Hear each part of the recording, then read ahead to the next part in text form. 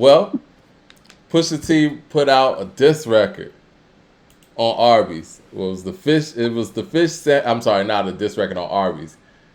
On behalf of Arby's, put out a diss record on the fish fillet sandwich from McDonald's. Now, for people who don't know, the "I'm Loving It" slogan comes from Pusha T and Malice. They wrote that song. I hear that Pusha T was vastly underpaid. He's been very vocal about that. And, before you even saw anything coming, Pusha T shows us his diversity, versatility, lyricism, and throws a diss record that's actually jamming, in my opinion, going to McDonald's. What was your reaction to that, Coop? No, I mean, I immediately just thought about his versatility. Yeah, man. I started thinking, man, maybe we rated him a little too low. I know a lot of people like to think that we overrate Pusha T to some extent, but I mean, how many guys do you know that are out here like who are making like? I mean, because I would assume he was a teenager when he made or close early to 20s, early 20s. Early 20s when he did the McDonald's thing, and now to be in his 40s, like doing the Arby's things. Well, I remember when the "I'm Loving It" thing happened. It was a Neptune record, well, Neptune produced song for Justin Timberlake. It looked more like a promo, and it just had that hook in there, and you just never really think about who might have written that. But when it's a Neptune track, it's probably in-house writing. So it definitely didn't come from your regular jingle writers. And then it comes out years later that Pusha T and Malice wrote it. I think it was not Kevin Lyles, but what's his name? Nas's ex-manager. Steve Stout, who broke that. So, yeah, I mean, but to show how things come full circle and to see Pusha T coming at McDonald's like that, and we thought we were going to get a Pusha T album this Friday. We're going to talk about that in a second, too. His album seems to be coming out April 8th. Where do you like what you're hearing from Pusha T right now? Like, does that still make you feel like Pusha T has what he says album of the year coming in the upcoming weeks? I mean, he still has the capability of having album of the year. I don't want to compare it to Daytona because Daytona kind of came up on us fast too. It's like we really didn't really hear anything. I think the only thing I heard before the album dropped was like "Come Back, Baby," like a little like really. I didn't hear anything. I think I maybe heard like that first verse very briefly, like maybe a day or two before the album dropped. So he's given this more fanfare and more lead up. So I just hope for his sake as a fan of his that it kind of like lives up to that expectation. Shout out to Blue Collar Hustler over here with the super chat. He says, "Would love for you guys to rate Childish Gambino. Very interested in both of your thoughts. I think he's a better writer than Cole and equal to Kendrick." Well, I'm glad you mentioned the writing process because one of the things that we wanted to change on this chart, we had a section that was competition of error, which kind of got very subjective to a certain degree. And so we're changing that category out for songwriting skills. Tupac really, for me, threw off the scales a lot.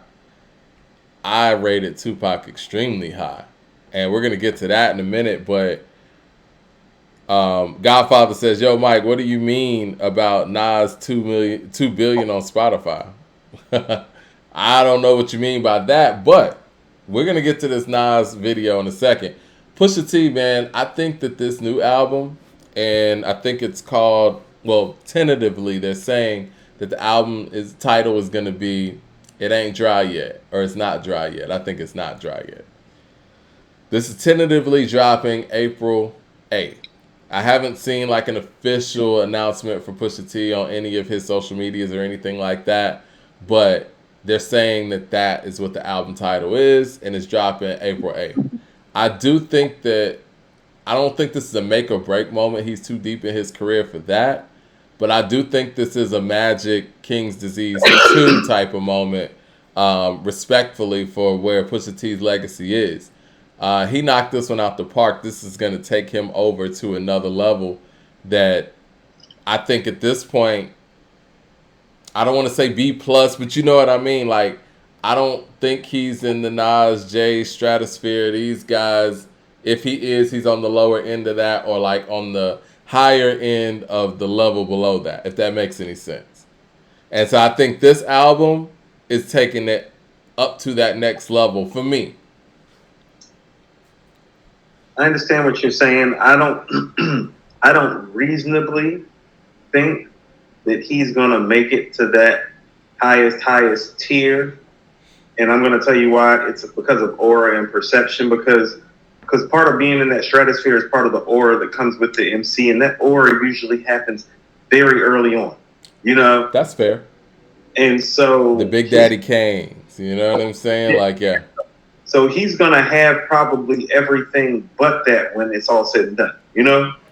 But that matters, and so he's probably gonna be one of those guys that's right outside. Because only a few guys that I think that are outside of that stratosphere right now that can really get in is Method Man and Jadakiss, and that's with a classic album, and that's because the expectation was for them to be there anyway, and they're kind of like right there, and the only thing missing is that from both of those two MCs specifically. And so that would be the thing. He's already made classic stuff. I mean, we just talked about and said how he's the only guy we can really think of, and in rare company with like Ice Cube, Scarface, classic group and solo, right? Yeah. It was brought to my attention. I was speaking with my man Alex offline, and outside of Wu-Tang, of course. And we were talking about. Well, I brought up Lil Brother with Fontaine, but I think that because Fontaine's had a very successful solo career, and there was another person in the duo that he brought up. Oh, it was Mos Def. That's what it was. But I think that with Black Star's limited catalog, we don't really view him as someone who he technically did break out of a duo and go solo and have a successful career. But the Clips have multiple efforts, whereas Black Star just has that one debut effort from 24 years ago now? Well, also, too, and I've told you this, I consider that rap album to be very dope, but not classic. It's got more of a nostalgic classic rap vibe feel now, but I still wouldn't deem that album a classic. Just like, you want to know what? That and Uptown Saturday Night by Camp Lo, that's my description of almost classic. I really feel like, and I'm just going to say this, and even based on the title alone, I've always felt like that Black Star album was one of those, just how people do joint albums now. Like if Quavo and Travis are making an album, Honcho Jack or something, and even the way they titled it, it was Mos Def and Talib Kweli presents Black Star. So I've always looked at it as one of those collaboration albums as opposed to we're the Clips. That's it. That's what you're getting. Like, we always knew these guys were individuals from day one. So I guess that's why I don't count Mos Def as somebody who broke out of a duo to have a successful solo career. Now, I want to get back to something you said. You got Jadakiss ahead of Pusha T? I had them actually, if I was actually weighing it out, I'd probably have them right next to each other. Literally, I'd probably have them right next to each other if I was ranking MCs. And I would probably, and that's what I mean about where he's at. He's in a very high place, because I would put him right there next to Jadakiss. Because if you want the bars, I give Jadakiss a slight edge. But who's the better songmaker? Who's made the better albums with their group? And it's all about what you put more weight on. And the stuff that I traditionally put more weight on, Pusha T excels in it over Jadakiss. Right, and that's why I'm saying when you match them up, it's Kiss got the bars. If you just want to put 16 bars, Kiss got almost everybody faded on that. But it's but after that, you'll find the things that round out the rest of these MC categories. Push might, get more favorable or comparable responses to Kiss too, but I find them to be comparable as MCs. I don't think Kiss is out of the stratosphere. They've done work together. You know what I'm saying? Yeah, definitely. Yeah. They're two different type of MCs. Not that they couldn't be compared in that way, but I like Pusha's wordplay more than I like Jadakiss's I agree. wordplay. And You mean Jada's more of a punchline guy. You mean wordplay or word choice, or is that the same thing to you? It's similar things to me, but I see what you're saying. I would say more so word choice, Okay. and his word placement. If that if that clarifies it anymore. And Yes. Jada's more of a punchline guy, and I don't know if you know this about me. I'm not that big on punchline MCs. Okay, so he's probably the best punchline MC ever, right? You know a better Possibly. punchline? No, I mean, I mean, can you think of an MC that even has like level of like, because you know that he's very like, his 16 bars are very much like, Joe Frazier's hook, Mike Tyson's uppercut, like throws haymakers. Like Straight Duval says, please stop rating every rapper 14 and 15 on lyrics. Yeah, okay, well, I guess we're going to have to change that up a little bit. But go ahead. Okay, if you say so. I mean, I don't have everybody 14 or 15 on my list. I mean, we've rated nothing but the top-notch guys so far. But, yeah, we've rated a lot of top-notch people. But that's neither here nor there. Just let us know who you don't think should be 14 or 15, and we'll discuss that part of it. Right. Yeah. We're actually going to discuss somebody that we put at 14 that I think should be 15 in a little bit. That's neither here nor there. But Kiss is like a heavyweight artist like that. Like, he can just come in the ring and get in for a round and knock out anybody.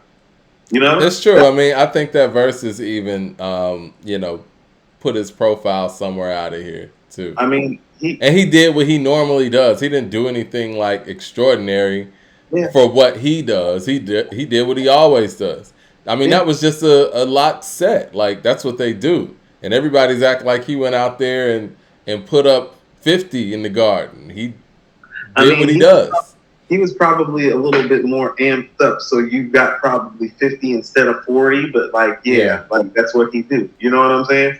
It's kind of like you see like when LeBron and KD just got 38 and 37. People are like, oh, these are amazing games. It's like like that's I'm not surprised. Like yeah. TD says Charlamagne said he heard Pusha's new album and said it's his best work. Well, listen. Charlamagne also said that that makes the Oracle 2 wasn't tight, and so I can't really listen to Charlamagne's opinion on hip hop right now. Respectfully, does the Breakfast Club even cover hip hop?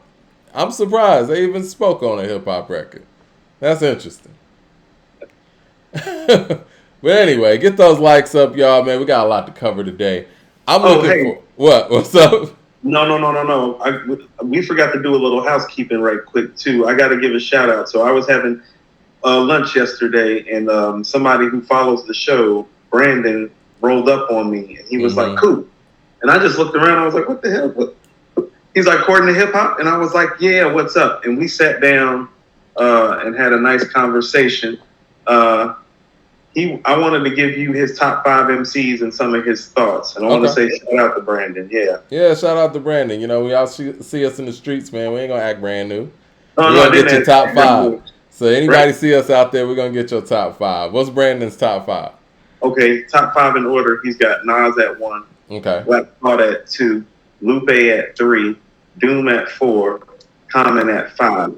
He agrees with my thought when I said that if Eminem was black, he would be Pharoah Monch. He actually added something to that thought and said, if you actually listen to Eminem's inflection of voice and his wordplay, it seems Pharoah Monch inspired. Well, they all were around that Rockers camp. And Sound Bombing, they were all a part of that. Shout out to Gio. He says, ain't Wayne and Drake punchline experts? Listen, I like Wayne. I think Wayne excels in a different area than Jada. He does a lot of things Jada can't do, but I don't think he's more punchline heavy than Jada, in my opinion. Is the Real G's moving silence like lasagna? I was about to say, is that a punchline? It's funny that he brought up Wayne, and I brought up the comment about like how. So this is what I mean about how Kiss is a heavyweight artist. Okay, like he's gonna land. Like Kiss is gonna come in, step into the ring. You're going to know that blows are coming. And it's all about if, like, you can stop it from happening, which most of the times you can't. Like with Wayne, it kind of comes out of nowhere, and it's more abstract. It's not all straight in your face. That's why I was like, it's like a Joe Frazier hook or a Mike Tyson uppercut. That's like right up at you. Like Wayne kind of comes out of nowhere with it sometimes, and that's why I was saying why I like the real G's moving silence like lasagna. Like on a fundamental basis, I get what you're saying. It's like, oh, he only halfway executed, but kind of what he specializes in with those punchlines is the abstract. You know, I agree with you, and I'll go ahead and clarify for the audience, and then we'll get back to Brandon's top 5. I never was a big fan of the real G's moving silence like lasagna line because nerdy old me, I was like, yo, lasagna doesn't move, so this line doesn't work to me. You know what I mean? I get what he's saying. Obviously, G and lasagna is silent, but you said move like lasagna, and it's not moving, so that line doesn't work for me. Like I don't know. You got to be able to tie all those things in together, and maybe I'm being too tough on that, but again, I agree with what Coop said. The fact that Wayne's flashy with his style and is able to do it in a way where people remember it and think it's dope. It's cool to think it's dope, but when it came out, people thought it was genius, and I was like, no, it's not that. It's not genius, but it is dope. Now, hey, speaking of genius, I really do like Brandon's top 5. Yeah. He's very lyricist heavy. That's what we talked about. Did you ask him where he's from? So I was about to say, I actually made sure I took a picture because me and Brandon traded info. Let me pull it up. Brandon Jackson. He's from Montgomery, Alabama. He's 35. People are saying lasagna moves in your digestive system. Okay, guys. Go ahead. I mean, put some spinach, ricotta cheese. Yeah, all of those things. Probably muscle moves. Yeah, it moves in your bowels. Okay. Maybe he should have followed up the line with that. I would have been like, that's genius. But yeah, go ahead. I'm sorry. A little digestive tract metaphor would have done him well after that. Yeah. Right. So causing your bowels to move. Like, yeah, okay, I got you.